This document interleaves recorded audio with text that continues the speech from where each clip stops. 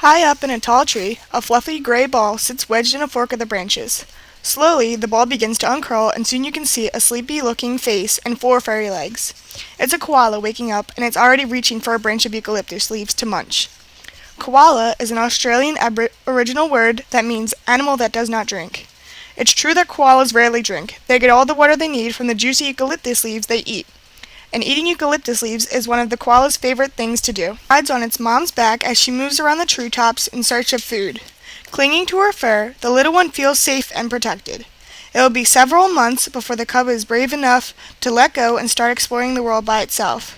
If the cub should get lost or need help, it will cry until its mother comes to the rescue.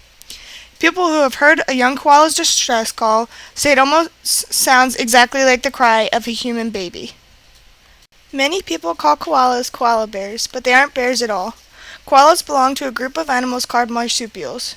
These animals give birth to young that are so tiny the mother has to shelter them in a pouch for several months while they finish developing.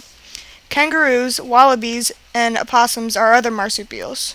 Australia is the only place to find koalas in the wild. They once lived in many places on that island continent, but now they can only be found along its east coast. The koalas that live to the north, where the climate is warm, have reddish fur coats that are short and light. Southern koalas have dark gray fur and are larger than their northern cousins. And since these southern koalas face colder weather, their fur... Most people find koalas very appealing. Their sleepy, blinking eyes make them look wise, and their fluffy fur makes you want to pick them up and cuddle them. An adult koala is about the size of a large bulldog. A male may weigh up to 14 kilograms, or 30 pounds, about as much as an average 3-year-old child. Females are smaller and weigh less than males. The fur on a koala's stomach and the long fur on its ears tend to be a lighter color than the rest of its fur. There are also usually white patches on its rump. This dappled fur probably helps camouflage the koala. An animal looking up from below would find it hard to see the koala against the shadows of the leaves. A koala has only a short, stumpy tail, so there's nothing to get in the way when it... Although a koala does not have a territory it calls home, it does not make a den or nest, and it doesn't even claim a particular tree as its own. But koalas are not very sociable. A male koala may share a territory with 2 or 3 females, as well as some younger males, but they all do their best to avoid one another. In fact, 2 koalas rarely sleep or even feed in the same tree unless it is very big. The koala that is already in the tree will growl a warning to any new arrival to keep moving. Some koalas may stick together, but usually they ignore each other unless it's mating season.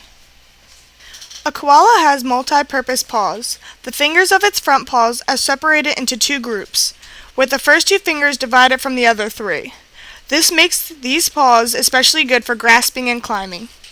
On the koala's back feet, the first toe sticks out in much the same way as your thumb.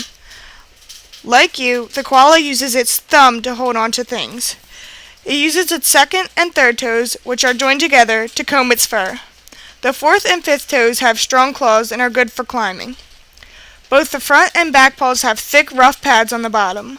These help the koala grip branches and tree trunks as it moves around. They also act as cushion when it leaps from branch to branch. As well, the koala's long, strong claws not only help it to hold on when climbing, but also help it defend itself against enemies such as wild dogs, large birds, and if you ever visit Australia, keep your eyes open for this sign by the roadside. Koalas don't like moving through thick bushes and grasses, so they'll often walk on roads.